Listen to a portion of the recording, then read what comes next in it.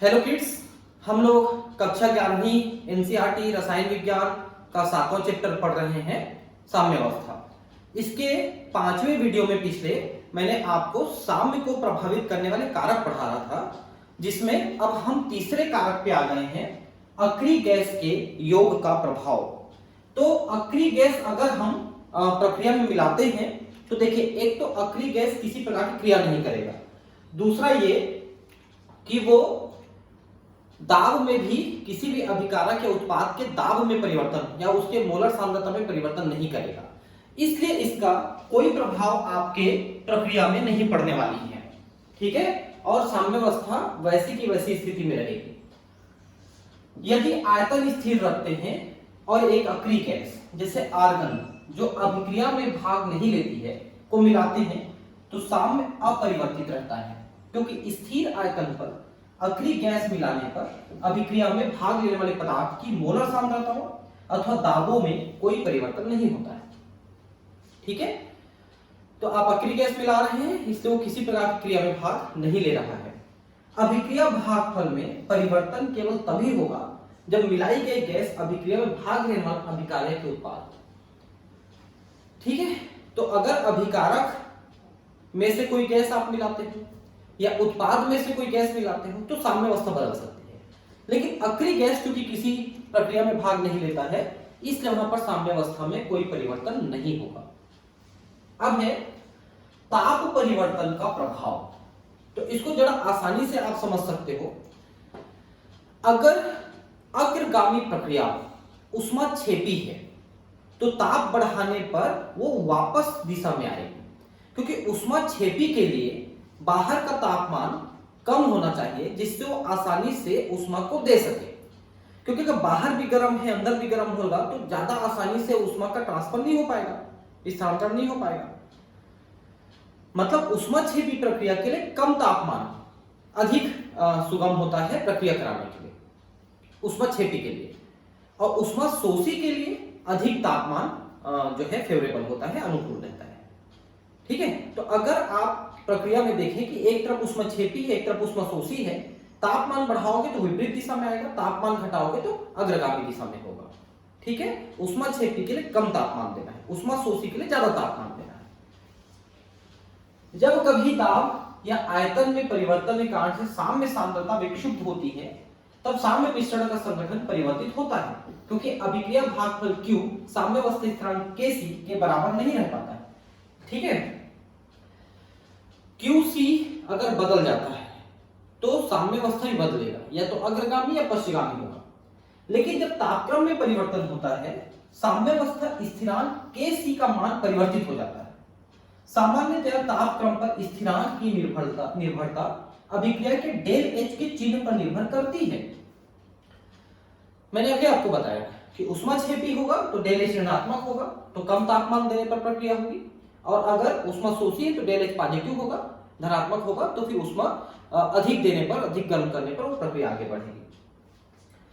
ऊष्माक्षेपी अभिक्रिया में del H ऋणात्मक का साम्यावस्था स्थिरांक तापक्रम के बढ़ने पर घटता है। मैंने कहा ना कि घट जाएगा तापक्रम बढ़ाएंगे तो, क्योंकि उत्पाद कम बनेगा ऊष्माक्षेपी का। ठीक है, वहां पर प्रक्रिया धीमी चलेगी। ठीक है, ऊष्माशोषी अभिक्रिया में डेल H धनात्मक होता है का साम्यावस्था स्थिरांक तापक्रम के बढ़ने पर बढ़ता है। यह भी मैंने आपको बताया कि आप बाहर में ज्यादा गर्मी रखेंगे तो उसको ऊष्मा आसानी से मिल पाएगी, तो ऊष्माशोषी प्रक्रिया ज्यादा तेजी से आगे बढ़ेगी। तापक्रम में परिवर्तन साम्यावस्था स्थिरांक और अभिक्रिया के वेग में परिवर्तन लाता है। अब आप एक प्रक्रिया देखिए, यह अमोनिया का हैबर विधि से निर्माण है, जिसमें हम नाइट्रोजन और हाइड्रोजन को मिला के अमोनिया बना रहे हैं। ठीक है, अब यहां पर देखिए डेल H का मान दिया है -92.38 किलोजूल पर मोल। मतलब क्या हुआ कि ये ऊष्माक्षेपी प्रक्रिया है, ऊष्मा निकल रही है, इसलिए तापमान बढ़ाएंगे तो प्रक्रिया वापस दिशा में आएगी जिससे ऊष्मा को अवशोषित कर सके। ठीक है, एक ऊष्माक्षेपी प्रक्रम है। ले शितालिये सिद्धांत के अनुसार तापक्रम बढ़ने पर साम्यावस्था बाई दिशा में स्थानांतरित होगी, मतलब प्रक्रिया इस दिशा में चलेगी, तापमान बढ़ाएंगे तो तापमान घटाएंगे तब आगे की ओर बढ़ेगी प्रक्रिया। अमोनिया की साम्यावस्था सांद्रता कम हो जाती है क्योंकि अब रिएक्शन तापमान बढ़ाने पर उल्टी दिशा में चलने चालू हो जाएगी, तो अमोनिया कम हो जाएगा वहां पर और ये नाइट्रोजन हाइड्रोजन ज्यादा बन जाएंगे। अन्य शब्दों में कम तापक्रम अमोनिया की उच्च लब्धि के लिए उपयुक्त है, ठीक है, लेकिन प्रायोगिक रूप से अत्यधिक कम तापमान पर अभिक्रिया की गति धीमी हो जाती है, अतः उत्प्रेरक प्रयोग में लिया जाता है। ठीक है, कम तापक्रम रखना पड़ेगा, लेकिन बहुत ज्यादा कम तापक्रम कर देंगे तो भी जो अभिकारक है उनके अणुओं में ऊर्जा नहीं बचेगी, तो फिर अभिक्रिया नहीं कर पाएंगे, तो उत्प्रेरक का प्रयोग करेंगे और उत्प्रेरक का प्रयोग करने से तुरंत वो रिएक्शन आगे बढ़ेगा। तो ताप का प्रभाव एक प्रयोग हम करने वाले हैं। देखिए, NO2 गैस जो भूरे रंग की होती है, N2O4 गैस में द्वितयन या डाइमेराइजेशन का मतलब क्या हो, देखिए अगर आप NO2 को देखें, ठीक है, तो इसको आप अगर डबल कर दें तो ये हो जाएगा N2O4, मतलब NO2, दो NO2 आपस में जुड़ गए हैं, ऐसा हुआ, इसलिए इसको द्वितयन या डाइमेराइजेशन कहते हैं। तो देख सकते हैं कि NO2 दो जुड़ जाएंगे तो N2O4 हो जाएगा कि अभिक्रिया के द्वारा साम्यावस्था पर ताप का प्रभाव प्रदर्शित किया जा सकता है। देखिए यहां पर NO2 अगर N2O4 बना रहा है तो ऊर्जा निकल रही है, डेल H निगेटिव है, ऋणात्मक है, का मतलब ऊर्जा निकल रही है। आपको ऐसा मान याद करना है ना, इससे पहले वाला में भी मान याद करना है, निकल रही है, ऊर्जा निकल रही है। मतलब ये है कि अगर आप NO2 को कम तापक्रम में प्रक्रिया करने के लिए दोगे तो अधिक से अधिक N2O4 बनाएगा, लेकिन जैसे ही आप तापमान को बढ़ा देते हो तो N2O4 वापस NO2 में टूट जाएगा, क्योंकि ऊष्माक्षेपी प्रक्रिया है। कम तापक्रम इसके लिए ज्यादा उपयुक्त होगा ताकि वो अधिक से अधिक ऊष्मा को दे सके, कम तापक्रम में देना आसान होता है। सांद्र HNO3 में तांबे की छीलन डालकर हम NO2 गैस तैयार करते हैं, ठीक है। HNO3 में जब आप कॉपर डाल देते हो तो NO2 गैस बनता है, ठीक है, और बन जाएगा आपका कॉपर हाइड्रोक्साइड। तो यहां पर NO2 गैस तैयार करते हैं, इससे एक निकास नली की सहायता से 5 ml वाली 2 परख नलियों में इकट्ठा करते हैं।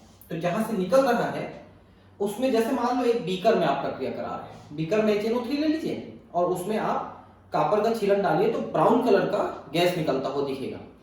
तो बीकर के ऊपर आप ऐसा एक फनल लगा दें, फनल मतलब वो कीप, चाड़ी कांच का होता है, और उसमें एक नली लगा करके उसमें से आप गैस को एक परख नली में या 2 परख नली में आप इकट्ठा कर लीजिए, ठीक है। तो 2 परख नलियों में इकट्ठा किए, दोनों परख नलियों में रंग की तीव्रता समान होनी चाहिए, मतलब बराबर मात्रा में हम लिए हैं। अब एरल डाइट की सहायता से परख नली के स्टॉपर को बंद कर देते हैं। परख नली में स्टॉपर लगा देते हैं, उसमें एरल डाइट या क्विक फिक्स लगा देते हैं जिससे वो गैस बाहर न निकल सके, ठीक है। अब 250 ml की 3 बीकर, 1 2 3 नंबर लिखने के बाद बीकर नंबर 1 को हिमकारी मिश्रण फ्रीजिंग मिक्सचर से, बीकर नंबर 2 को कमरे के तापक्रम वाले जल से, और बीकर नंबर 3 को गर्म 363 डिग्री यानी 90 डिग्री सेल्सियस पर जल से भर दीजिए। देखिए 3 बीकर लिए, एक में आप एकदम बर्फीला पानी, ठंडा पानी रखिए, एक में नॉर्मल पानी और एक में 90 डिग्री गर्म पानी रखिए। 3 बीकर ले लिया हमने, ठीक है। जब दोनों परख नलियों को बीकर नंबर 2 में रखा जाता है तब गैस के भूरे रंग की तीव्रता एक समान दिखाई देती है कमरे के तापक्रम पर। कमरे के ताप वाले पानी में 8-10 मिनट रखकर परख नली को रखने के बाद उसे निकालकर परख नली को बीकर नंबर 1 के जल में तथा दूसरी परख नली को बीकर नंबर 3 के जल में रखिए। देखिए मैं आपको दिखाता हूं। अभी आप क्या किए, पहले दोनों परख नली जिसमें भूरे रंग की गैस NO2 भरी है, इसको दोनों को कमरे के तापक्रम पे लाए, पहले पानी में रखिए। फिर एक परख नली को बर्फ वाले पानी में और एक परख नली को गर्म वाले पानी में आप रख दीजिए, ठीक है। तो देखिए NO2 जो है ठंड पा करके N2O4 बनाएगा, क्योंकि ये ऊष्माक्षेपी प्रक्रिया है। इसलिए यहां पर जो NO2 गैस आपने भर रखा है परख नली में, उसको जैसे ही बर्फ में आप डालते हो वैसे उसका भूरा रंग जो है कलरलेस होने लगता है, रंगहीन होने लगता है। क्यों? क्योंकि ये तो भूरे रंग का है, लेकिन जब ये बनेगा तो ये रंगहीन है। ये देखिए, हिमकार्य मिश्रण में रखा हुआ ये है बीकर है 270 केल्विन पे, मतलब 0 डिग्री से भी थोड़ा कम में रखा है। तो ये रंगीन गैस जो है रंगहीन गैस में बदलने लगती है। लेकिन इसी को अगर आप 90 डिग्री वाले जल में डुबा देते हो तो ये जो कलर है, ये NO2 जो कलर है, NO2 के बनने के कारण से वो और ज्यादा गहरा लाल रंग हो जाता है। क्योंकि कमरे के तापक्रम पर कुछ NO2 कुछ N2O4 में बदल गए थे। अगर आप उसको गर्म करते हो तो जो थोड़े बहुत N2O4 बने भी थे वो भी टूट करके NO2 बन जाएंगे, और इसलिए ये और गहरे लाल रंग का हो जाएगा, गहरे भूरे रंग का हो जाएगा। ठीक है, क्योंकि NO2 से N2O4 बनने की प्रक्रिया उसमें छिपी है। ठंडे में रखेंगे तो ज्यादा बनेगा, और ये कलरलेस है, रंगहीन है, इसलिए इसका रंग कम होने लगेगा। लेकिन अगर आप ज्यादा गर्म पानी में रख देते हैं तो ये और ज्यादा रंगीन होने लगता है, क्योंकि और ज्यादा NO2 बनने लगती है। ठीक है, तो आपने एक परख नली को बीकर नंबर 1 के जल में और दूसरी को बीकर नंबर 3 के जल में रखे, एक को ठंडे में एक को गर्म में। अभिक्रिया की दिशा पर ताप का प्रभाव इस प्रयोग से चित्रित किया जा सकता है। कम तापक्रम पर बीकर नंबर 1 में ऊष्माशोषी अग्र अभिक्रिया द्वारा N2O4 बनने के कारण से बनता है, तथा NO2 की कमी होने के कारण से भूरे रंग की तीव्रता घटती है। मैंने कहा ना कि पहले वाले में रंग जो है रंगहीन की तरफ हो जाती है, जबकि 3 नंबर बीकर में उच्च ताप पर उत्क्रम अभिक्रिया को तरजीह मिलती है, यानी कि ज्यादा होता है, जिससे NO2 ज्यादा बनता है और परिणामस्वरूप भूरे रंग की तीव्रता बढ़ जाती है। ठीक है, तो दोनों का कलर एक जैसा था पहले। ठीक है, इसमें रखे तो कलरलेस होता चला गया, रंगहीन होता चला गया, क्योंकि NO2 N2O4 बदलते चला गया। यहां से आप यहां रखते हो तो ये गहरा भूरा रंग और गहरा हो जाता है, क्योंकि बना हुआ N2O4 भी टूट जाता है NO2 में। जो कमरे के तापक्रम पर भी थोड़ा बहुत N2O4 तो बना हुआ है। साम्यावस्था पर ताप का प्रभाव एक दूसरी ऊष्माशोषी अभिक्रिया से भी समझा जा सकता है। अब एक और ऊष्माशोषी अभिक्रिया हम लेते हैं, चलिए। ठीक है, यहां पर आप देखिए, कोबाल्ट का आपने एक्वस सॉल्यूशन लिया। ठीक है, हेक्सा एक्को कोबाल्टेट, हेक्सा एक्को, क्योंकि 6 पानी इसमें पहले से जुड़ा है, हेक्सा एक्को कोबाल्टेट है। ठीक है, और आपने क्लोरीन को लिया यहां पर। क्लोरीन के लिए आप क्लोरीन गैस को पास कर सकते हैं पानी में, तो वो भी क्लोरीन देता है, या फिर आप ब्लीचिंग पाउडर डालेंगे तो भी क्लोरीन देता है। ठीक है, और जब आप इसका रिएक्शन करा रहे हैं तो ये CO जो है Cl4 के साथ जुड़ गया और H2O यहां से अलग हो गया। ये देखिए, H2O यहां से अलग हो गया। ठीक है, ये जो है गुलाबी रंग का है, ये तो कलरलेस होता है क्लोरीन, लेकिन जब ये बनेगा तो नीला रंग का बनेगा, मतलब गुलाबी से नीला बनना है। तो तापक्रम यहां पर भी देखिए ऊष्माशोषी अभिक्रिया है। ऊष्माशोषी का मतलब तापक्रम बढ़ाओगे तो प्रक्रिया आगे बढ़ेगी, तापमान घटाओगे तो प्रक्रिया पीछे की ओर जाएगी। ऊष्माशोषी है, मतलब तापक्रम बढ़ाते जाओगे तो गुलाबी रंग नीले रंग में बदलते चला जाएगा, और तापमान कम करोगे तो नीला रंग गुलाबी रंग में परिवर्तित होता चला जाएगा। क्योंकि अग्रगामी अभिक्रिया ऊष्माशोषी है तो इसको अधिक तापक्रम की जरूरत है, इसलिए तापक्रम आपको बढ़ाना पड़ेगा। कमरे के ताप पर कोबाल्ट टेट्राक्लोराइड आयन के कारण साम्यावस्था मिश्रण का रंग नीला हो रहा है। जब इसे हिमकार्य मिश्रण में ठंडा किया जाता है तो मिश्रण का रंग COH2O6 यानी कि हेक्सा एक्को कोबाल्टेट के कारण से गुलाबी हो जाता है। तो मैंने बताया ना कि कम तापक्रम पर ये इधर बढ़ेगा, अधिक तापक्रम पर इधर बढ़ेगा। अब है उत्प्रेरक का प्रभाव।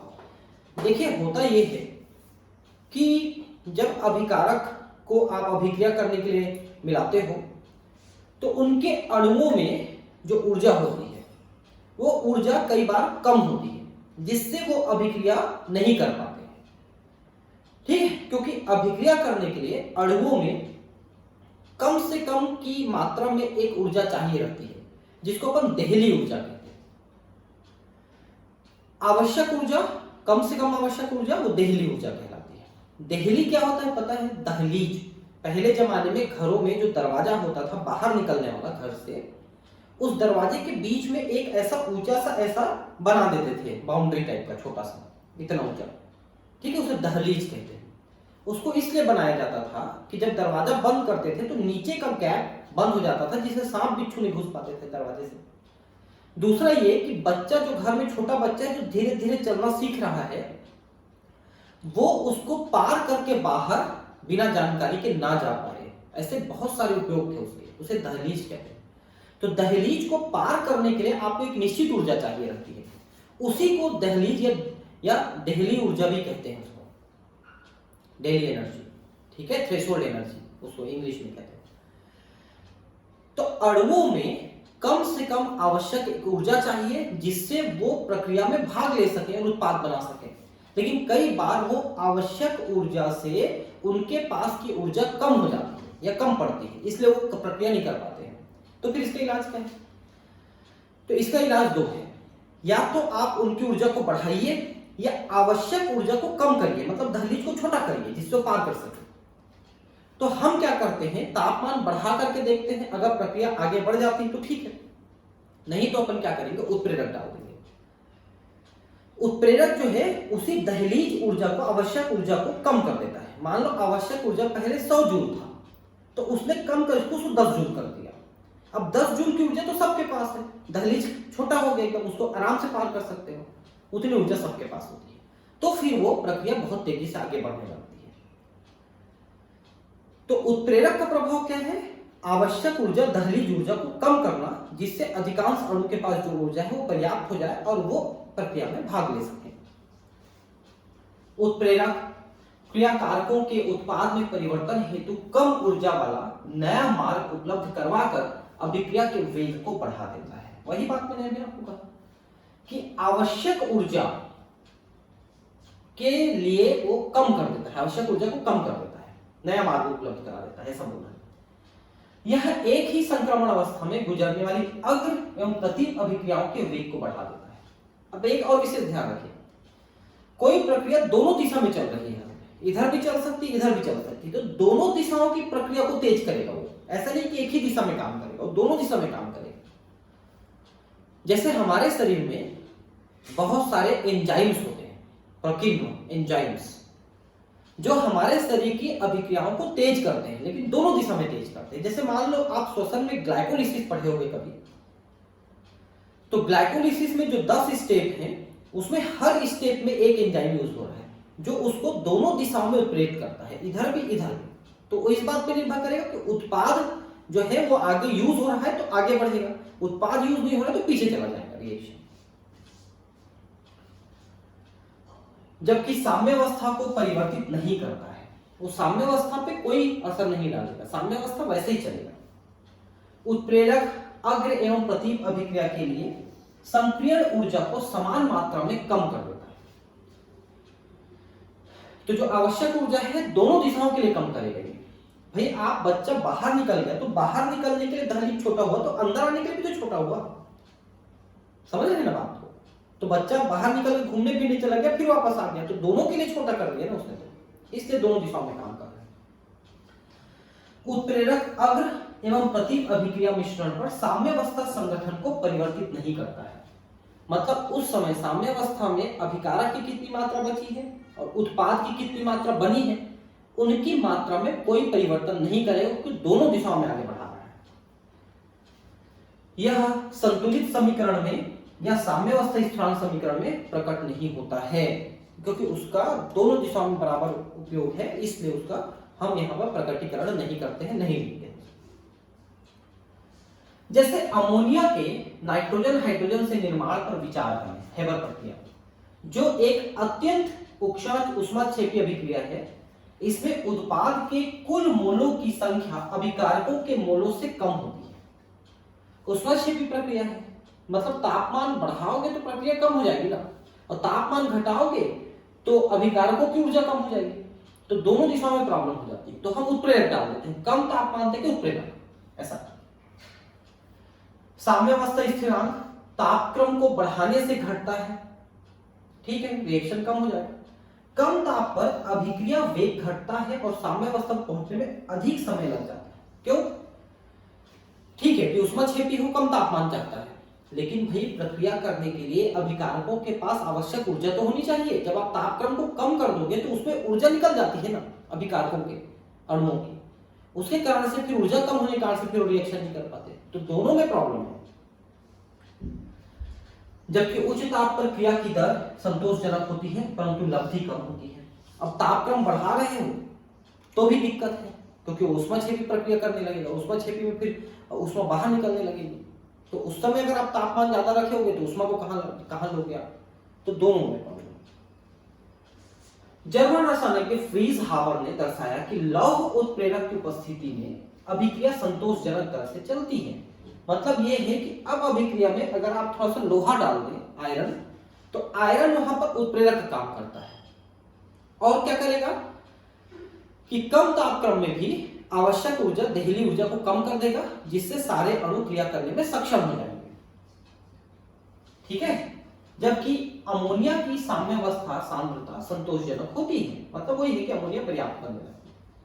चूंकि उत्पाद के मोलों की संख्या अभिकारकों के मोलों की संख्या से कम है, अतः अमोनिया का उत्पादन दाब बढ़ाकर अधिक किया जा सकता है।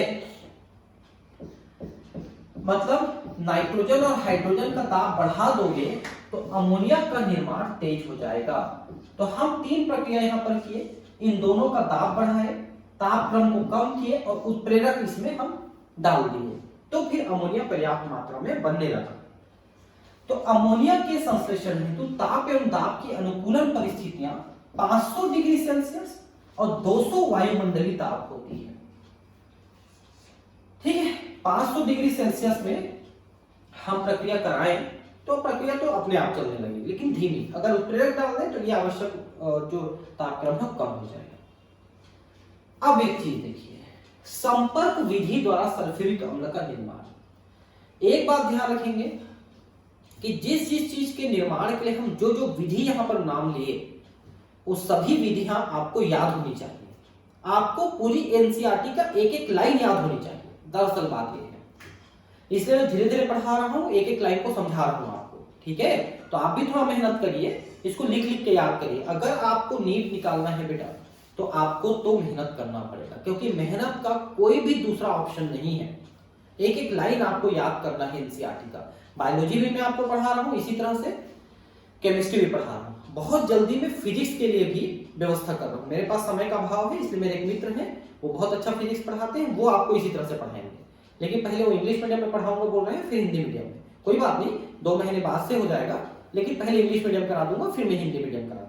आपको भी कराऊंगा, आप चिंता ना करें। अब वो पहले इंग्लिश मीडियम कराऊंगा बोल रहे हैं, तो अब मेरे को उनके हिसाब से चलना पड़ेगा, है ना। तो पहले इंग्लिश करा दूंगा, कोई बात नहीं, फिर हिंदी करा दूंगा, दोनों हो जाएगा, आप चिंता ना करें। लेकिन फिजिक्स में आपको इसी तरह से कराऊंगा। तीनों सब्जेक्ट अगर आप लाइन वाइज याद कर लेते हो, नीट में सफलता से कोई नहीं रोक सकता आपको।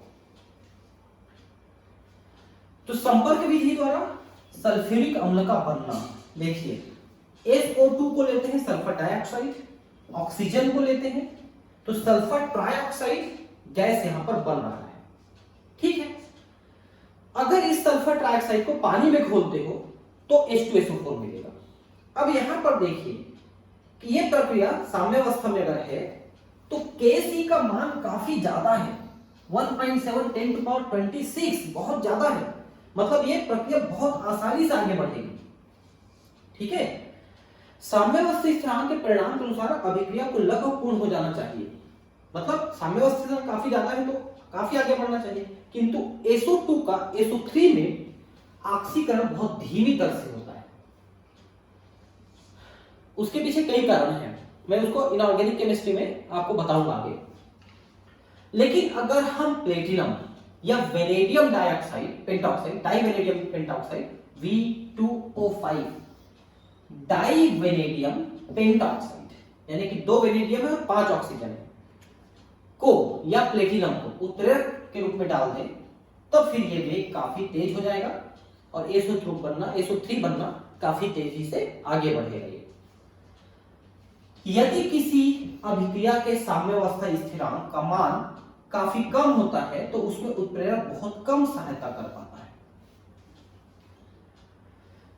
ठीक है, साम्यावस्था स्थिरांक तेज होना चाहिए, ज्यादा होना चाहिए, तो उत्प्रेरक उसमें ज्यादा कार्य कर पाएगा। और अगर साम्यावस्था स्थिरांक कम है तो उत्प्रेरक उसमें सहायता नहीं कर पाएगा, क्योंकि उत्पाद वो बनाना ही नहीं चाहता, तो आप उत्प्रेरक डाल के क्या करोगे? भाई मान लो कोई दौड़ना चाहता है तो आप उसको दौड़ाना चाहोगे, लेकिन कोई दौड़ना ही नहीं चाहता है, गधा बन के बैठा है, तो आप कैसे दौड़ाओगे उसको? यही बात आप लोगों के साथ लागू होता है। अगर आप दौड़ना चाहोगे, आप ज्यादा वर्क करना चाहोगे, तो मैं आपको बता सकता हूं, अगर आप बैठे बैठे सब कुछ हो जाए बोलोगे तो मैं तो कुछ नहीं कर सकता ना। आपको मेहनत करनी पड़ेगी बेटा, आपको कॉपी में लिखनी पड़ेगी, लिख लिख के तैयारी करनी पड़ेगी। इसलिए हमेशा रोज कहता हूं कि आप एक बार कॉपी में लिखना शुरू करें कोई भी चीज को। ठीक है, तो बहुत सारे आपने यहां पर कारक देखे जो साम्यावस्था को प्रभावित कर रहे हैं। अब देखिए नेक्स्ट पॉइंट है, अब वो खत्म हो गया कारक, है ना। अब है विलयन में आयनिक साम्यावस्था। किसी विलयन में जो आयन्स बनते हैं उनका और क्रिस्टल के बीच में क्या साम्यावस्था स्थापित हो सकती है। जैसे मान लो आप सोडियम क्लोराइड को पानी में घोलते हो, तो निश्चित है कि सोडियम क्लोराइड के ज्यादातर सोडियम और क्लोरीन में टूट जाएंगे, सोडियम आयन क्लोराइड आयन में टूट जाएंगे, लेकिन कुछ सोडियम और क्लोराइड आयन मिलकर के वापस सोडियम क्लोराइड भी तो बनाएंगे, उनके बीच में एक साम्यावस्था। इस टाइप की चीजों को हम पढ़ने वाले हैं। ठीक है, साम्य की दिशा पर सांद्रता परिवर्तन के प्रभाव वाले प्रसंग में आप निम्नलिखित आयनिक साम्य के संपर्क में आए हैं। ये आपने पहले भी देखा था कि फेरिक आयन है, ठीक है, और ये थायोसाइनेट आयन है, जिसको पोटेशियम थायोसाइनेट से आपने लिया था।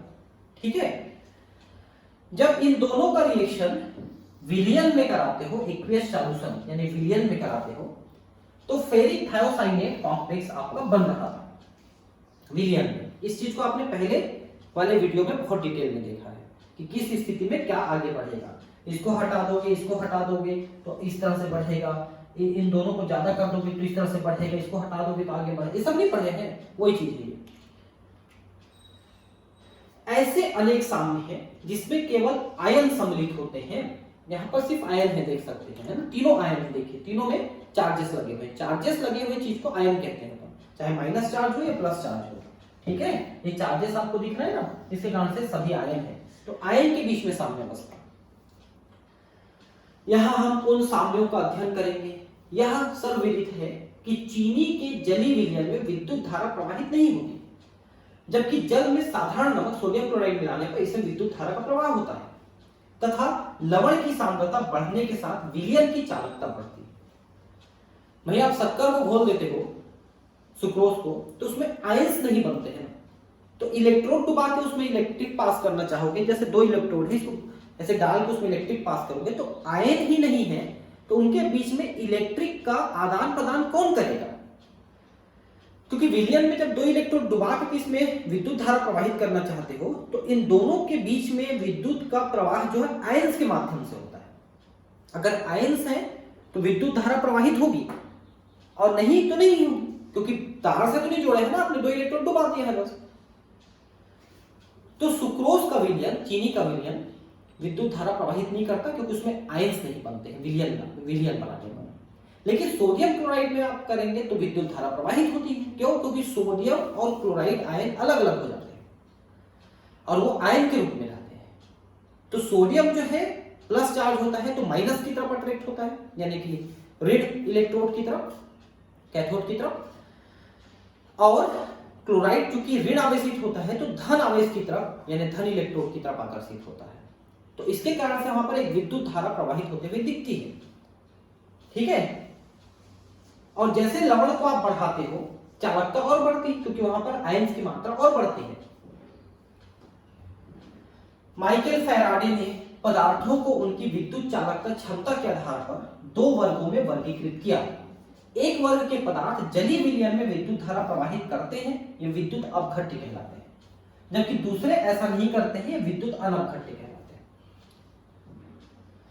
विद्युत अपघटन एक्चुअली क्या है मैं आपको बताऊं। विद्युत अपघटन में ऐसे करेंगे, जब दो इलेक्ट्रोड लगाएंगे तो विद्युत धारा प्रवाहित करता है, लेकिन एक्चुअली विद्युत अपघटन का मतलब ये है कि उसके अंदर जो आपने डाला है आयन, जैसे सोडियम या क्लोराइड, उनका अपघटन हो रहा है, उनका टूटना और दोनों इलेक्ट्रॉन में उनका जमाव होता है, उसे विद्युत अपघटन कहते हैं। तो जो जिसमें ये प्रक्रिया होगी, भाई आयन रहेगा तो प्रक्रिया होगी ना, इसलिए वो विद्युत अपघट्य कहलाते हैं, जिनको हम अपघटन कर सकते हैं, विद्युत धारा प्रवाहित कर सकते हैं, जैसे सोडियम क्लोराइड है। लेकिन जिसमें नहीं कर सकते वो विद्युत अनअपघट्य है, जैसे कि आपका सुक्रोज है, चीनी, उसमें नहीं कर सकते। तो फैराडे ने इनको विद्युत अपघट्य और अनअपघट्य कहा। फैराडे ने विद्युत अपघट्यों को पुनः प्रबल एवं दुर्बल विद्युत अपघट्यों में वर्गीकृत किया।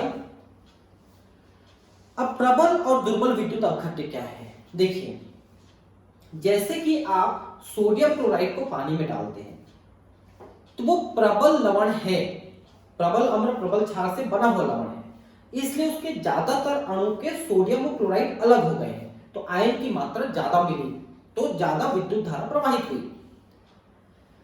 लेकिन जैसे कि आप एसिटिक अम्ल है, CH3COOH एसिटिक अम्ल, CH3COOH ये एसिटिक अम्ल है, इसको पानी में डालोगे तो CH3COO ion plus H ion में टूटता है, मतलब आयन ये भी बना रहा है, एसीटेट आयन और हाइड्रोजन आयन ये भी बना रहा है। लेकिन इसमें जो टूट रहे हैं, जो आयन बन रहे हैं, उनकी संख्या बहुत कम है। जैसे आप 100 अणु डालते हो एसिटिक अम्ल का, तो उसमें से 1-2 अणु ही टूटेंगे और बाकी नहीं टूटेंगे, तो आयन की मात्रा कम हो गई विलयन में, तो फिर वो कम विद्युत धारा प्रवाहित करेगा। जबकि इसी के जगह सोडियम क्लोराइड डाले थे तो 100 के 100 अणु वियोजित हो गए थे और सोडियम और आयन और क्लोराइड आयन बना लिए। तो ऐसे में फिर हम दुर्बल और प्रबल की बात करते हैं कि जो पूरे आयन बनाता है टूट करके तो ज्यादा विद्युत धारा प्रवाहित करेगा, तो फिर वो प्रबल विद्युत अपघट्य है। लेकिन जो कम टूटता है, कम आयन बनाता है, कम विद्युत धारा प्रवाहित करता है, तो हम उसे दुर्बल विद्युत अपघट्य कहेंगे। ठीक है। प्रबल विद्युत अपघट्य जल में विलय होकर लगभग पूर्ण रूप से आयनित होते हैं। आयनित का मतलब ऐसी आयन बनाना ना, आयनित होते हैं। जबकि दुर्बल विद्युत अपघट्य आंशिक रूप से आयनित होते हैं। मैंने बताया ना कि बहुत कम आयन बनेंगे।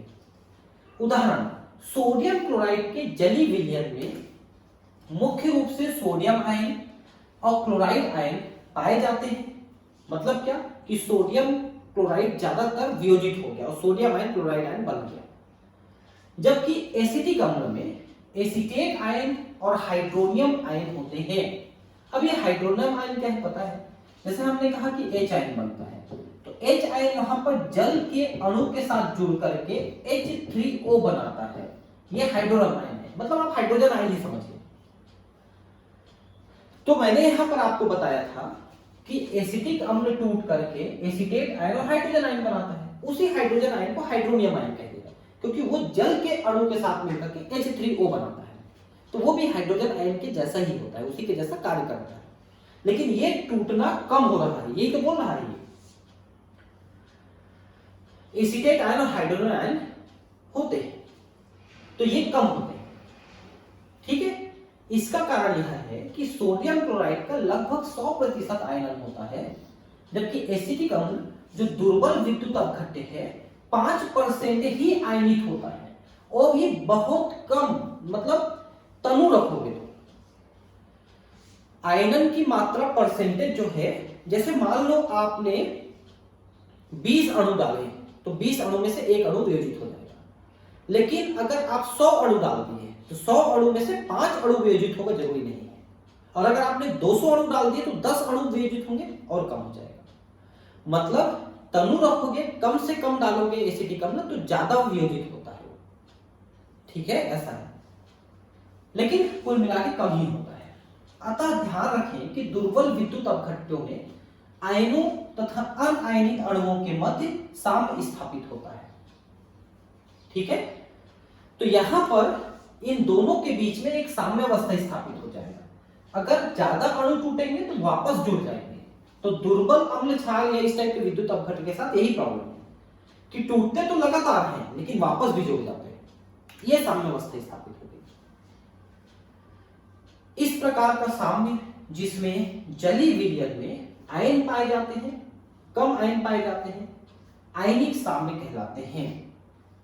आयनिक साम्यता स्थापित हो गई तो दुर्बल अम्ल, दुर्बल क्षार और उनसे बने हुए लवण जो है आयनिक साम्यता दर्शाते हैं। अम्ल, क्षार तथा लवण वैद्युत अपघट्यों के वर्ग में आते हैं, तीनों ही, अम्ल, क्षार, लवण तीनों। क्षार और अम्ल को मिलाओगे तो लवण बनेगा ना, ध्यान रखेंगे। ये प्रबल अथवा दुर्बल वैद्युत अपघट्यों की तरह व्यवहार करते हैं। तो ये भी हमने अभी पढ़ा कि प्रबल और दुर्बल क्या है।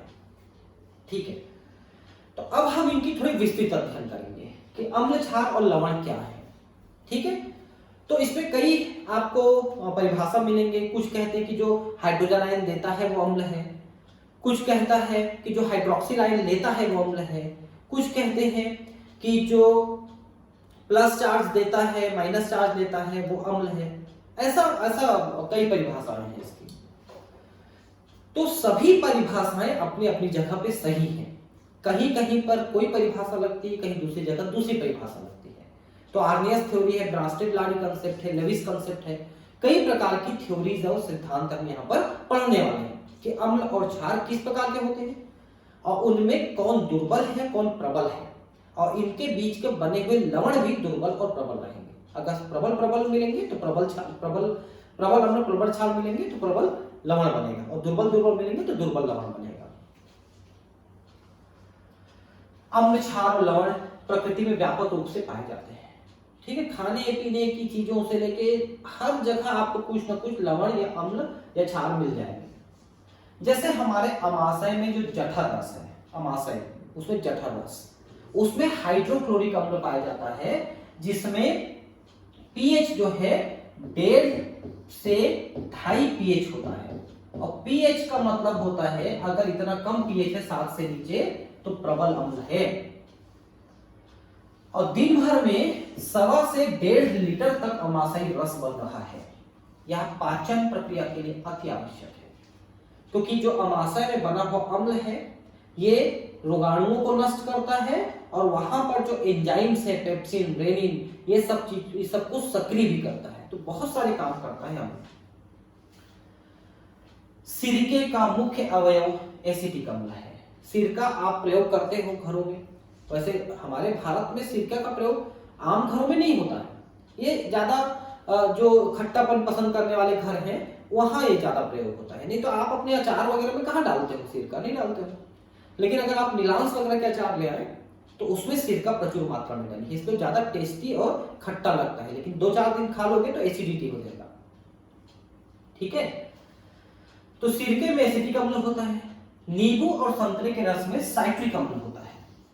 तो जो काम आप एसिटिक अम्ल से करते हो ना, वही काम नींबू संतरे के रस से भी करिए, नींबू के रस से करिए, तो आपको नुकसान भी नहीं होगा और सभी को फायदा भी होगा। तो साइट्रिक अम्ल और एस्कार्बिक अम्ल। एस्कार्बिक अम्ल होता है विटामिन सी, ये इन लोगों में पर्याप्त होता है। इमली में होता है टार्ट्रिक अम्ल। ये कहाँ क्या क्या होते हैं कुछ ध्यान रखेंगे ना, इसमें जो दिया है। इमली का खट्टापन टार्ट्रिक अम्ल से होता है। अधिकांश अम्ल स्वाद में खट्टे होते हैं। लैटिन शब्द एसिडस से बना है, एसिड शब्द बना है एसिडस से, और इसका अर्थ है खट्टा। ठीक है, तो टेस्ट में जो खट्टा लगे वो एसिड है, ऐसा इनका कहना है शुरू में। कोई जरूरी नहीं कि टेस्ट उसका खट्टा ही लगे, ठीक है, वो जरूरी नहीं है। अम्ल नीले लिटमस को लाल कर देता है तथा कुछ धातुओं से अभिक्रिया करके डाइहाइड्रोजन उत्पन्न करते हैं। ठीक है, तो जितने भी क्षार धातु हैं इधर शुरू में, ठीक है, मैंने आपको पीरियोडिक टेबल पढ़ाया है। पीरियोडिक टेबल में जो बाएं साइड में जो धातु है, क्योंकि धातु तो बाएं साइड में ही है ना, तो ज्यादा बाएं साइड में आप जाओगे तो वो ज्यादा क्रिया करते हैं अम्ल के साथ और ज्यादा हाइड्रोजन देते हैं, और जैसे जैसे दाएं की तरफ जाओगे उनकी क्रियाशीलता कम होने लगती है। ठीक है, और हाइड्रोजन रिलीज करेंगे। लिटमस पेपर ये आप अपने स्कूल कॉलेज के लेबोरेटरी में देखते हो, शायद देखे हो या नहीं देखे हो पता नहीं। लिटमस पेपर असल में एक प्रकार के लाइकेन से निकाला जाता है। लाइकेन जो है एक प्रकार का जो है कवक और शैवाल के बीच का सहसंयोजन होता है। ये बायो वाले समझ पाएंगे थोड़ा सा। शैवाल और कवक इन दोनों से मिलकर लाइकेन बनता है और लाइकेन से बनता है, एक लाइकेन है उससे लिटमस पेपर। तो अगर उसको अम्ल में डुबा देते हो तो नीला लिटमस पेपर अगर रहेगा तो लाल हो जाएगा, और अगर उसको क्षार में डुबा दोगे तो लाल लिटमस नीला हो जाएगा। ये समझ लीजिए। तो नीले लिटमस को लाल करने वाला अम्ल होता है। इसी प्रकार क्षारक लाल लिटमस को नीला करते हैं और स्वाद में कड़वे और स्पर्श में साबुनी होते हैं। स्पर्श में साबुनी का मतलब क्या हो? आप साबुन छुओ, किसी भी कंपनी का नहाने वाला साबुन आप ले लो, उसको ऐसे छू के देखो तो आपको चिकनाहट महसूस होगा और थोड़ा फिसलन भरा, थोड़ा अजीब टाइप का फील होगा। बस उसी तरह का होता है क्षार। असल में आपको बताएं कि साबुन का निर्माण भी तो क्षार से होता है ना। तेल जो होते हैं, तेल उसमें क्षार मिला दोगे तो साबुन बन के निकल आता है। तो क्षार के जैसा फील साबुन में भी रह जाता है। ठीक है, तो साबुनी फील होता है, स्पर्श होता है। क्षार का सामान्य उदाहरण है कपड़े धोने का सोडा।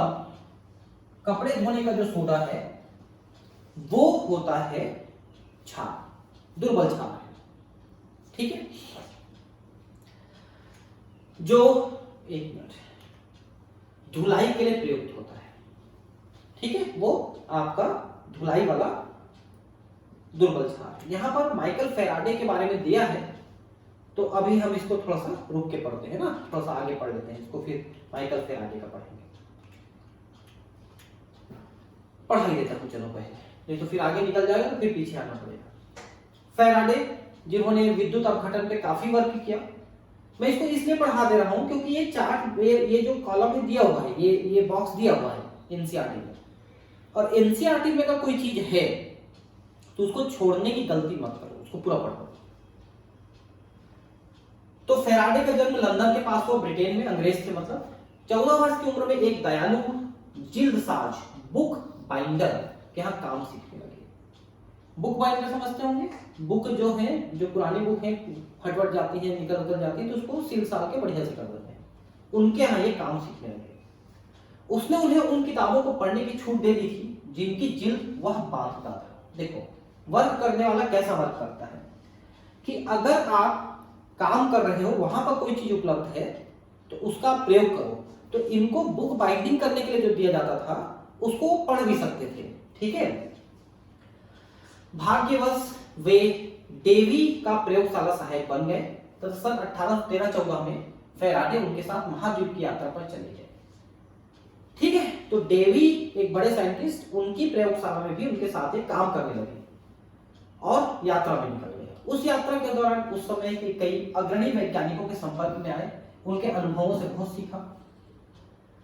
1825 में डेवी के बाद वे रॉयल संस्थान प्रयोगशाला, रॉयल इंस्टीट्यूट लेबोरेटरीज के निर्देशक बने, ब्रिटेन में है। 1833 में वे रसायन शास्त्र के प्रथम फुलेरियन आचार्य, फर्स्ट फुलेरियन प्रोफेसर बने, प्रोफेसर कॉलेज में, यूनिवर्सिटी में पढ़ाने के लिए। फैराडे का पहला महत्वपूर्ण कार्य विश्लेषण रसायन में था। सन 1821 के बाद उनका अधिकतर कार्य विद्युत एवं चुंबकत्व तथा अन्य वैद्युत चुंबकत्व सिद्धांत से संबंधित हो गए। तो पहले तो केवल केमिस्ट्री पे काम कर रहे थे, बाद में फिजिक्स की तरफ ज्यादा डाइवर्ट हो गए। उन्हीं के विचारों के आधार पर आधुनिक क्षेत्र सिद्धांत का प्रतिपादन हुआ। सन 1834 में उन्होंने विद्युत अपघटन संबंधित 2 नियमों की खोज की। फैराडे बहुत ही अच्छे दयालु प्रकृति के व्यक्ति थे। उन्होंने सभी सम्मानों को लेने से इनकार कर दिया। वे सभी वैज्ञानिक विवादों से दूर रहे, हमेशा अकेले काम करना पसंद करते थे। उन्होंने कभी भी सहायक नहीं रखा, मतलब हेल्पर नहीं रखा। उन्होंने विज्ञान को भिन्न भिन्न तरीकों से प्रसारित किया, जिसमें उनके द्वारा रॉयल संस्थान में प्रारंभ की गई प्रत्येक शुक्रवार के शाम की भाषणमाला सम्मिलित है। मतलब यहाँ हर शाम को शुक्रवार को भाषणमाला, मतलब वैज्ञानिकों के द्वारा बताई जाती थी कोई चीजें। मोमबत्ती के रासायनिक इतिहास विषय पर अपने क्रिसमस व्याख्यान के लिए प्रख्यात थे। उन्होंने लगभग 450 वैज्ञानिक शोध पत्र प्रकाशित किए। रिसर्च पेपर, रिसर्च पेपर क्या होते हैं? जैसे आप वैज्ञानिक हो, रिसर्च कर रहे हो तो रिसर्च पेपर बनता है, मतलब 4, 5, 2, 3, 4 जितने भी पेज का, फिर वो पब्लिश कराते हैं उसको, तो लोग पढ़ते हैं उसको, है ना। जर्नल्स में पब्लिश होते हैं, मैगजीन से जर्नल्स। 450, बाप रे।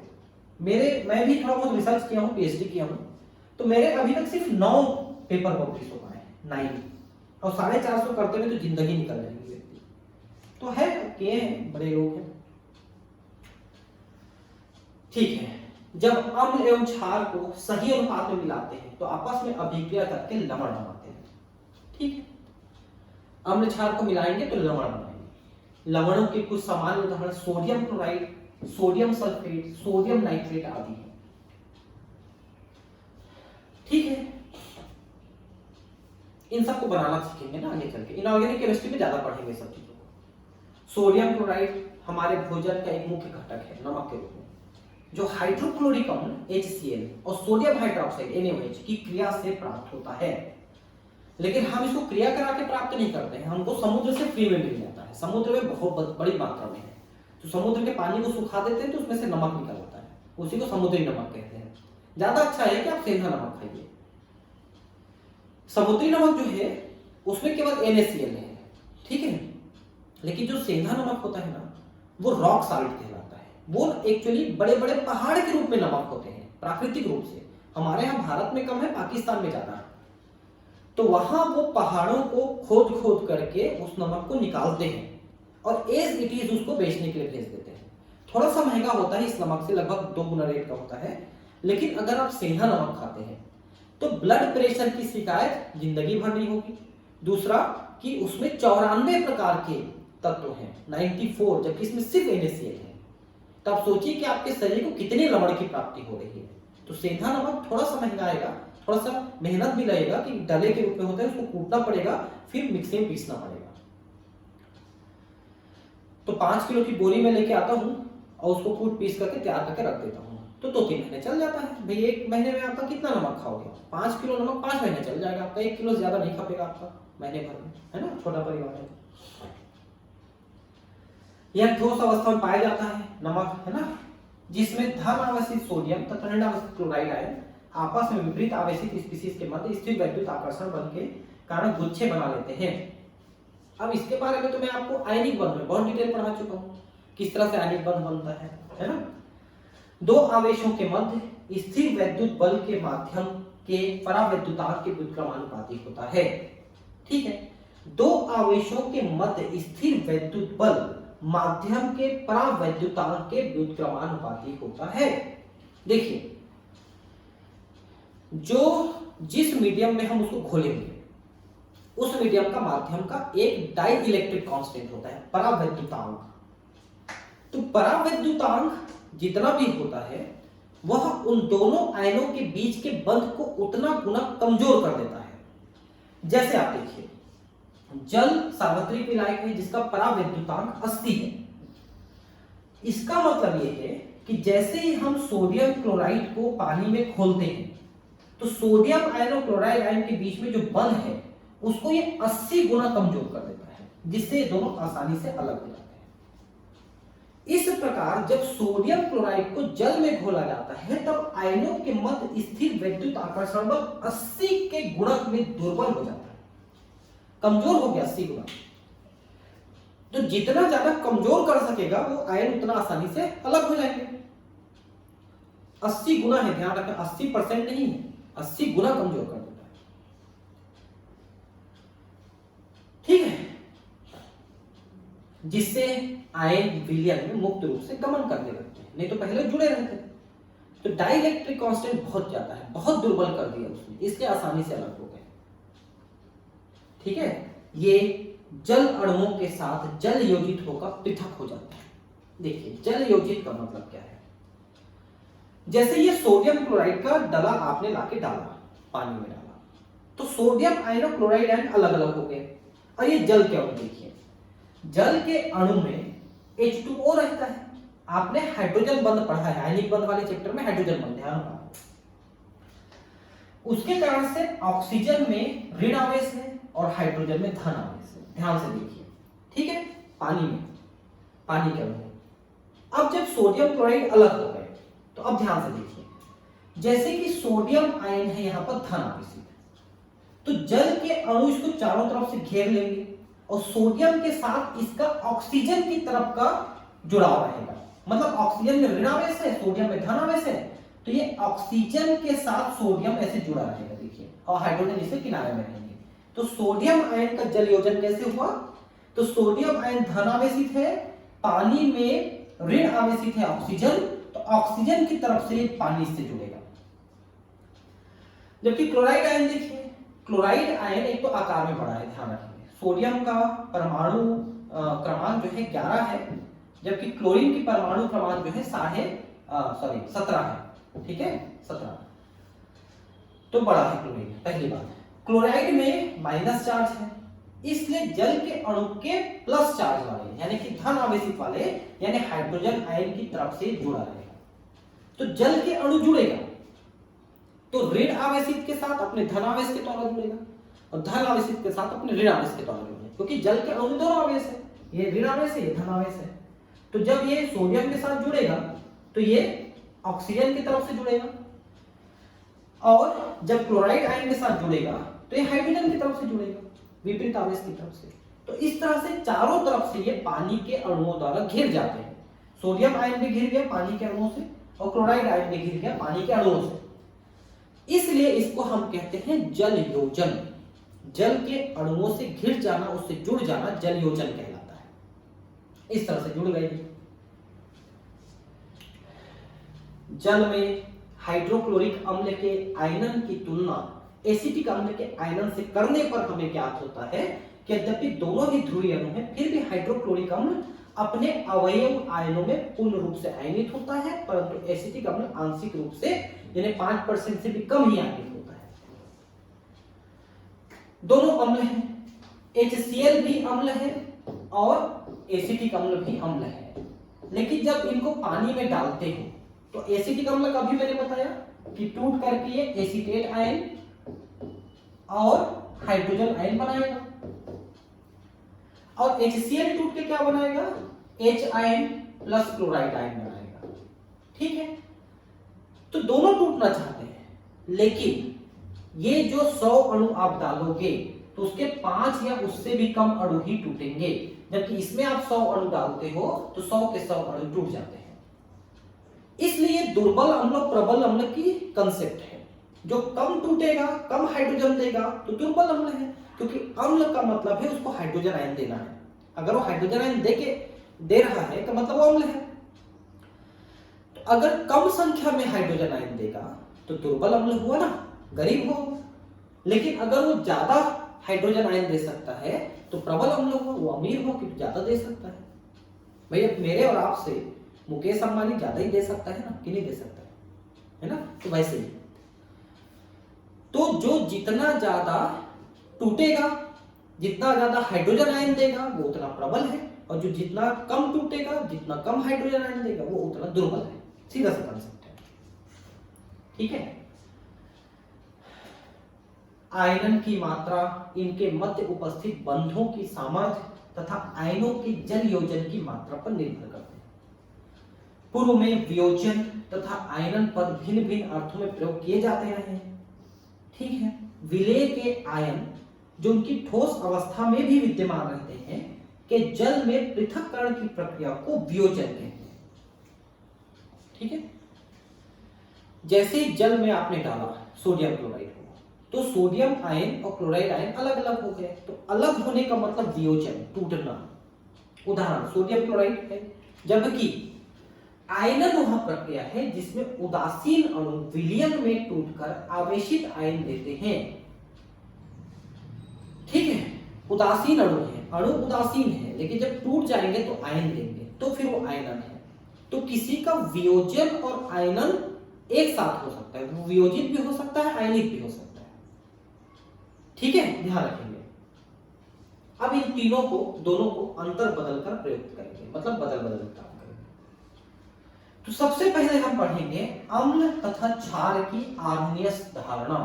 आर्नियस का कहना है कि जो हाइड्रोजन आयन देगा वो अम्ल है और जो हाइड्रोक्सिल आयन देगा वो क्षार है, बस एक ही सिंपल कंसेप्ट है। जो हाइड्रोजन आयन दे सकता है अम्ल, जो हाइड्रोक्सिल आयन दे सकता है क्षार। आर्नियस के सिद्धांत अनुसार अम्ल वे पदार्थ हैं जो जल में अपघटित होकर हाइड्रोजन आयन देते हैं, तथा क्षार वे पदार्थ हैं जो हाइड्रोक्सिल आयन देते हैं। इस प्रकार जल में एक अम्ल का आयनन यानी HX यानी अम्ल का आयनन निम्न समीकरण द्वारा समझ सकते हो। तो HX है, ये जब हम विलयन में डालें तो हाइड्रोजन आयन दे रहा है विलयन में, और एक माइनस चार्ज वाला आयन भी दे रहा है। ठीक है, तो इसको हमने देखिए जल में डाला हमने इसको, ये देखिए जल में डाला, तो ये जो हाइड्रोजन आयन है ना, जल के साथ क्रिया करके H3O आयन बनाता है, इसी को हाइड्रोनियम आयन कहते हैं। तो हाइड्रोजन आयन जैसे ही मुक्त होगा वो किसी न किसी जल के अणु के साथ जुड़ करके हाइड्रोनियम आयन बना लेता है, वही हाइड्रोनियम आयन अम्ल की तरह व्यवहार करता है। तो असल में हाइड्रोजन आयन जो होता है वो हाइड्रोनियम आयन के रूप में ही मिलता है और किसी रूप में नहीं मिलता है। एक मुक्त प्रोटॉन H आयन अत्यधिक क्रियाशील होता है, स्वतंत्र रूप से जलीय विलयन में इसका अस्तित्व नहीं है। वही बात तो मैं आपको बता रहा हूं, क्योंकि अधिक क्रियाशील है। यह विलायक जल के अणु के ऑक्सीजन से बंधित होकर त्रिकोणीय पिरामिडी हाइड्रोनियम आयन बनाता है, H3O आयन बनाता है। शेप को ध्यान रखेंगे, त्रिकोणीय पिरामिडी, ठीक है, मतलब इस तरह का त्रिकोण बना लेगा।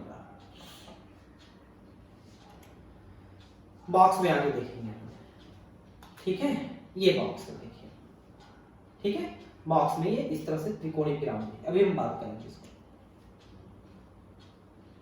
हम H आयन तथा हाइड्रोनियम आयन दोनों को ही जल योजित हाइड्रोजन आयन जो जल अणुओं से घिरा हुआ है, एक प्रोटॉन है, के रूप में प्रयोग में लाते हैं। ठीक है, अब H आयन क्या है भाई? हाइड्रोजन है।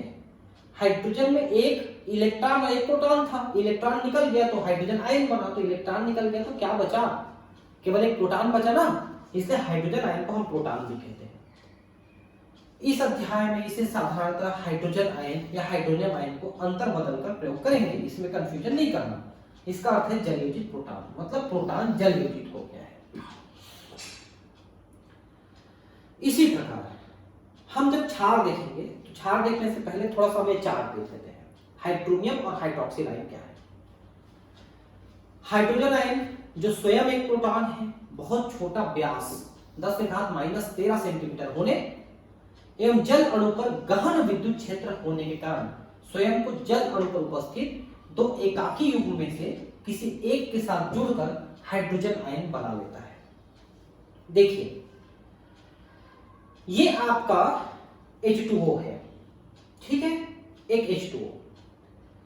अब इस H2O में एकाकी इलेक्ट्रॉन युग्म होते हैं। आप इस H2O को देखिए, इस H2O को, इस H2O में ऑक्सीजन के दो खाली पड़े जोड़े हैं इलेक्ट्रॉन के, इसे एकाकी युग्म कहते हैं। जब कोई हाइड्रोजन आयन बनता है तो इसी एकाकी इलेक्ट्रॉन युग्म को अपने में जोड़ लेता है, क्योंकि हाइड्रोजन को अपने बाह्यतम कक्ष के लिए 2 इलेक्ट्रॉन चाहिए, क्योंकि हाइड्रोजन का बाह्यतम कक्ष प्रथम कक्ष होता है और प्रथम कक्ष के लिए 2 इलेक्ट्रॉन, बाकी किसी कक्ष के लिए 8 इलेक्ट्रॉन, अष्टक है ना।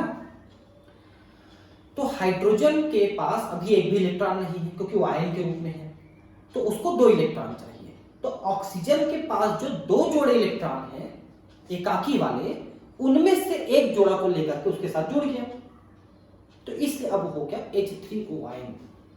ठीक है, इस स्पीशीज को कई यौगिकों, उदाहरण H3OCl में ठोस अवस्था में भी पहचाना गया है। अब वो जो हाइड्रोनियम आयन बना है वो क्लोराइड आयन से जुड़ के ठोस अवस्था में भी मिल जाता है। जलीय विलयन में हाइड्रोनियम आयन फिर से जल योजित होकर H5O2, H7O3, H9O4 सदृश स्पीशीज भी बनाती है। ठीक है, क्योंकि वो हाइड्रोजन आयन के साथ दूसरे हाइड्रोजन आयन भी जुड़ सकते हैं, तो इस तरह से ये कई हाइड्रोनियम आयन आपस में जुड़ते चले जाते हैं। इस प्रकार हाइड्रोक्सिल आयन जल योजित होकर कई ऋणात्मक स्पीशीज H3O2, H5O3, H7O4 आदि बनाता है। तो हाइड्रोक्सिल आयन भी इसी तरह से जुड़ता है। तो आप ये शेप दे सकते हैं पिरामिडी, त्रिकोणी, इस टाइप का त्रिकोण टाइप का नहीं बन रहा है पिरामिड जैसा, इसलिए त्रिकोणी पिरामिडी। ठीक है, इसी प्रकार NOH, अभी आपने HX देखा था, HX में आपने क्या देखा कि HX में आपने HX में से हाइड्रोजन आयन को दे रहे थे तो अम्ल था। अब MOH देख रहे हैं, M में कोई मेटल होता है, जैसे मान लो कि सोडियम हाइड्रोक्साइड या पोटेशियम हाइड्रोक्साइड, तो इस तरह से मेटल जुड़े होते हैं, तो मेटल के कारण से M हुआ, मेटल मतलब धातु, तो धातु जुड़े होने के कारण से MOH। इसी प्रकार MOH सदृश किसी क्षारक का अणु जलीय विलयन में निम्नलिखित समीकरण के अनुसार आयनित होते हैं। इसको पढ़ लेते हैं, फिर आनियस को भी थोड़ा पढ़ लेंगे। तो MOH है, जब ये जल में डालते हैं तो मेटल आयन जैसे कि सोडियम आयन ये अलग कर दिया और हाइड्रोक्सिल आयन अलग हो गया। हाइड्रोक्सिल आयन भी जलीय विलयन में जल योजित रूप से रहता है, बॉक्स में देख सकते हैं जो पीछे वाले बॉक्स में। परंतु आर्नियस की अम्ल क्षारक धारणा की अनेक सीमाएं हैं। बहुत सारी ऐसे केमिकल्स हैं जो हाइड्रोजन आयन नहीं देते फिर भी अम्ल, या हाइड्रोक्सिल आयन नहीं देते फिर भी क्षार, तो आर्नियस की थ्योरी वहां पर फेल हो जाएगी। यह केवल पदार्थों के जलीय विलयन पर ही लागू होता है। पहली बात, यह अमोनिया जैसे पदार्थों के क्षारीय गुणों की स्पष्ट रूप से व्याख्या नहीं कर पाती है, जिसमें हाइड्रोक्सिल समूह बनता ही नहीं फिर भी क्षार है, यानी OH नहीं बनाता फिर भी क्षार है, कैसे, इसको नहीं बता पाता है। तो इसको हम ब्रांस्टेड-लारी थ्योरी में थोड़ा पढ़ेंगे। यह आर्नियस की जीवनी है, पढ़ लेते हैं एक मिनट में। स्वीडन में जन्मे, उपसाला के निकट हुआ, स्वीडन में उपसाला के निकट। 1884 में उन्होंने उपसाला विश्वविद्यालय में, उपसाला एक जगह है ना, ध्यान रखिए, वहां उपसाला नाम के विश्वविद्यालय में भी विद्युत अपघट्य विलयन की चालकताओं पर शोध ग्रंथ प्रस्तुत किया था। इन्होंने अपना PhD किया था, ठीक है। अगले 5 वर्षों तक उन्होंने बहुत यात्राएं की, यूरोप के शोध केंद्रों पर गए। 1895 में वे नव स्थापित स्टॉकहोम विश्वविद्यालय में भौतिकी के आचार्य पद पर नियुक्त किए गए।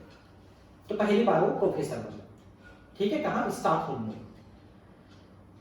सन 1897 से 1902 तक इस रेक्टर पे भी रहे, इसके रेक्टर पे भी रहे, इसके रेक्टर मतलब थोड़ा और बड़ा पद है। 1905 एक्चुअली, हाँ ठीक है, सन 1905 से अपनी मृत्यु तक स्टॉकहोम के नोबेल संस्थान में भौतिकी रसायन के निदेशक पद पर काम करते रहे। कई वर्षों तक विद्युत अपघट्य विलयन पर काम करते रहे। 1899 में उन्होंने एक समीकरण जो असमानता आर्नियस समीकरण कहलाता है के आधार पर अभिक्रिया दर की ताप पर निर्भरता का वर्णन किया था, ठीक है, कि ताप बढ़ाने पर अभिक्रिया कम होगा या ज्यादा होगा। कई क्षेत्रों में काम किए, प्रतिरक्षा रसायन यानी शरीर में जो इम्यूनिटी बनती है, इम्यूनोग्लोबुलिन, उस पर काम किया। ब्रह्मांड विज्ञान यानी कॉस्मोलॉजी यानी अंतरिक्ष विज्ञान पे काम किया। जीवन के स्रोत, origin of life, origin in life, him युग के कारण, कॉज ऑफ आइस एज संबंधित क्षेत्र में उनका महत्वपूर्ण योगदान रहा। आइस एज क्या है पता है, बहुत समय तक बर्फ में दबा रहता है, तो आइस एज कहलाता है। पृथ्वी में ऐसे कई बार हुआ है, ठंडी इलाकों में 400-500 साल तक बर्फ में दबे रहे। वे ऐसे प्रथम व्यक्ति थे जिन्होंने ग्रीन हाउस प्रभाव को नाम देकर इनकी विवेचना की। सन 1903 में, मतलब ग्रीन हाउस प्रभाव इन्हीं का नाम दिया हुआ है। 1903 में विद्युत अपघट्टों के विघटन के सिद्धांत, रसायन विज्ञान के विकास में इनकी उपयोगिता पर उन्हें रसायन विज्ञान का नोबेल पुरस्कार मिला। ठीक है दोस्तों, ब्रांस्टेड-लारी थ्योरी हम नेक्स्ट क्लास में पढ़ेंगे। धन्यवाद।